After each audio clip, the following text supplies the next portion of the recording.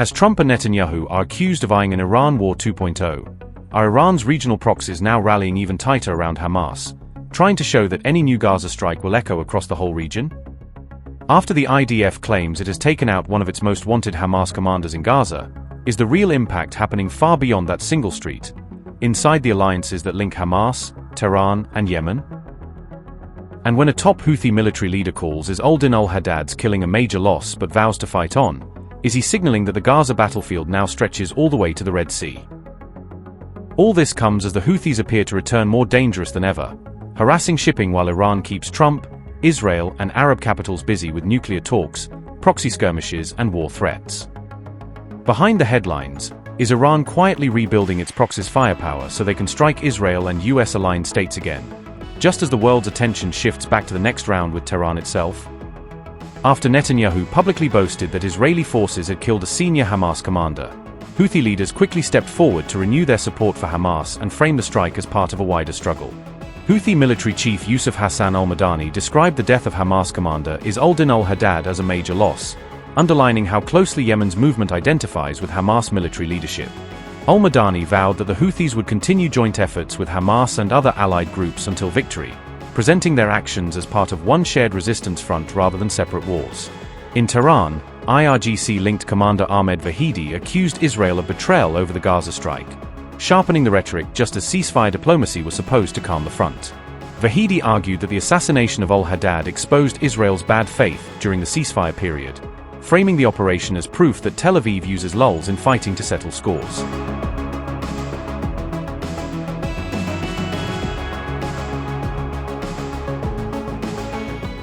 On May 16, Hamas confirmed that al-Haddad, also known by his nom de guerre Abu Suhaib, had been killed in Gaza City in an Israeli airstrike.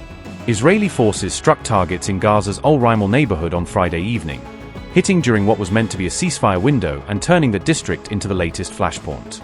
Hamas said the strike killed al-Haddad along with his wife, his daughter, and several other Palestinians, adding a family tragedy to what Israel presented as a targeted military operation. The group condemned the killing as an assassination and accused Israel of a fresh violation of the already fragile ceasefire, warning that such actions would make any political track harder to sustain. Regional reports have described al-Haddad as one of Israel's most wanted Hamas commanders, placing him high on the list of figures Israel has been trying to eliminate for years. Over recent years, he had emerged as a prominent leader within Hamas Qassam Brigades, making his death both a military blow to the movement and a rallying symbol for its allies abroad.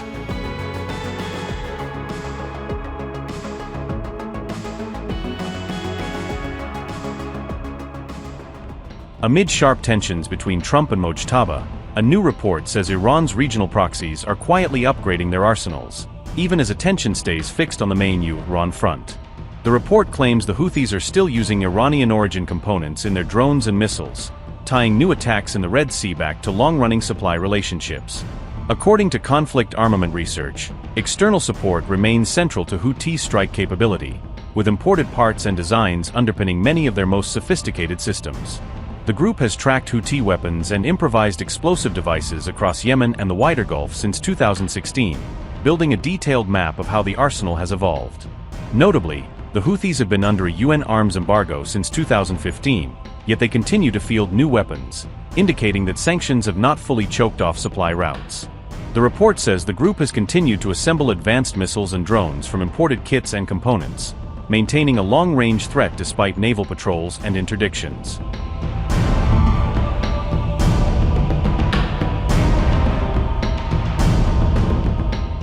Investigators from CAR found seized missiles labeled with Iranian designations such as 358, instead of local Houthi names, suggesting designs and naming conventions are still set in Tehran.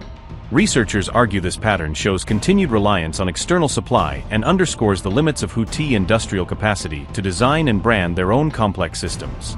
At the same time, many of these missiles reportedly arrive as kits, meaning Houthi technicians must still assemble the weapons themselves before they can be fired from Yemeni territory. That assembly work points to growing local technical skills and experience, even if the original designs, blueprints, and key components continue to come from abroad. In June 2025, CAR examined components from a seized shipment known as the al-Shirwa case, which offered a rare inside look at what was actually being sent toward Yemen. Analysts documented parts linked to at least a dozen weapon systems and around 10 different missile types, revealing the breadth of platforms being supported. The haul reportedly included anti-ship, surface-to-air and ballistic missile components, all believed to be bound for Houthi forces to expand their threat against shipping and air assets.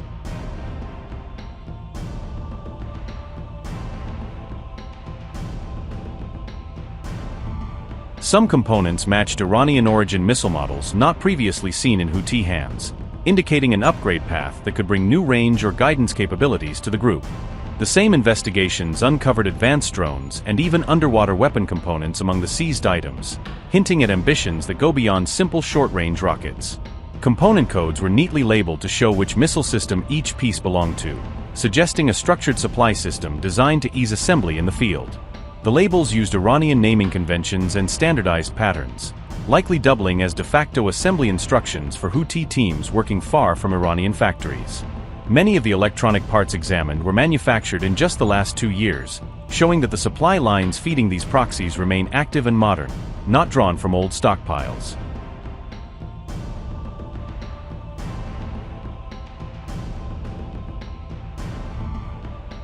CAR reported that components in the seized weapons carried markings from companies based in at least 16 different countries, underscoring how globalized these supply chains have become.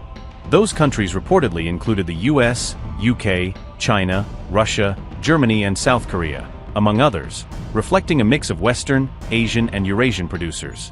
Investigators warned that many of these parts may be counterfeit or diverted, complicating efforts to trace them cleanly back to original manufacturers and export licenses.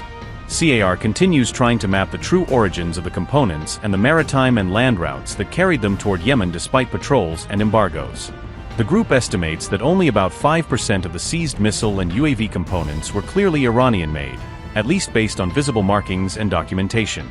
Investigators argue this pattern shows that Iran itself depends heavily on foreign technology inputs to sustain its missile programs and, by extension, the proxies that rely on them.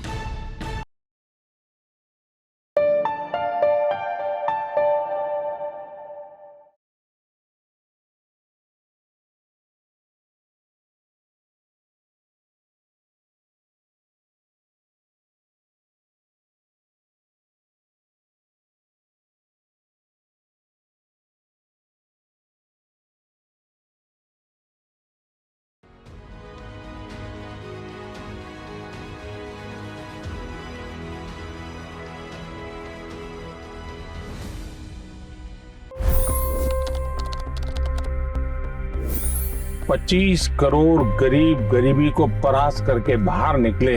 For the good of our nation, let's work together and let's truly make America great again.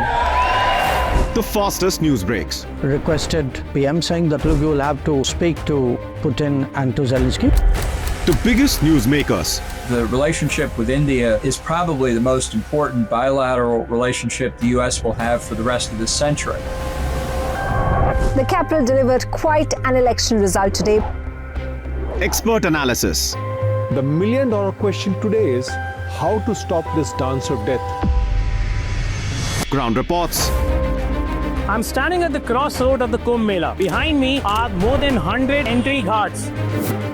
Long-form interviews. Exclusionary politics is reflected in Manipur case as well. You don't bother because this is a small state. Deep dive into burning issues. It's often said DRC could be the richest country in the whole world. It's because of what sits underneath. Why exactly did the US topple the Sheikh Hasina government? HT videos. We don't just break news, we break it down.